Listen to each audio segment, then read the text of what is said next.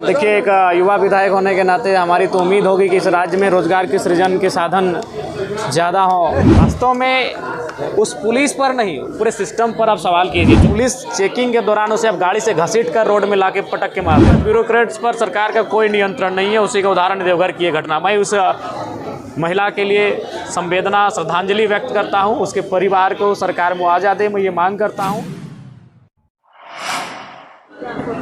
आज अगला बजट सरकार पेश करने जा रही है, क्या उम्मीद है? क्या उम्मीद? देखिए, उम्मीद अगर उम्मीद की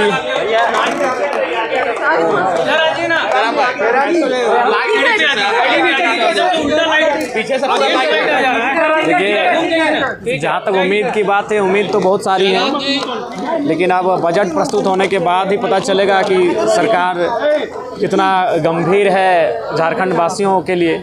ये बजट प्रस्तुत के बाद ही पता चलेगा। जयराम जी, पहला बजट आपका एक मौजूदा विधायक के तौर पे क्या उम्मीद है इस सरकार के बजट से, और आप लोगों को क्या लगता है फोकस क्या होना? देखिए, एक युवा विधायक होने के नाते हमारी तो उम्मीद होगी कि इस राज्य में रोजगार के सृजन के साधन ज़्यादा हों।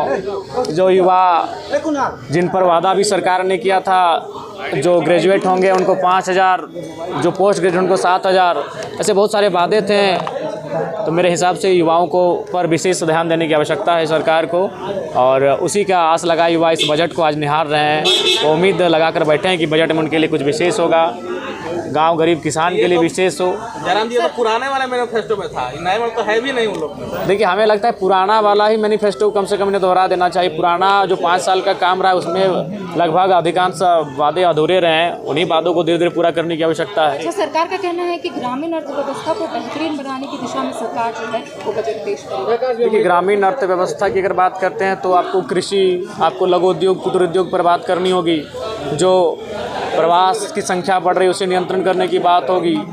तो देखते हैं इस बजट के माध्यम से वास्तव में सरकार जो कह रही है उसे धरातल पर कर रही है कि नहीं, ये हम लोग देखेंगे। देवघर में एक महिला की मौत हो गई है।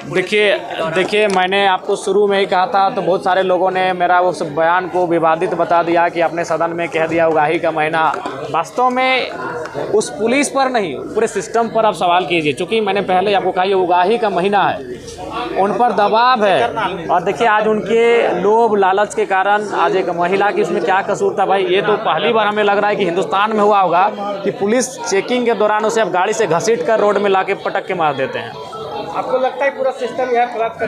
बिल्कुल, सिस्टम पर, ब्यूरोक्रेट्स पर सरकार का कोई नियंत्रण नहीं है। उसी का उदाहरण देवघर की ये घटना। मैं उस महिला के लिए संवेदना श्रद्धांजलि व्यक्त करता हूँ। उसके परिवार को सरकार मुआवजा दे, मैं ये मांग करता हूँ।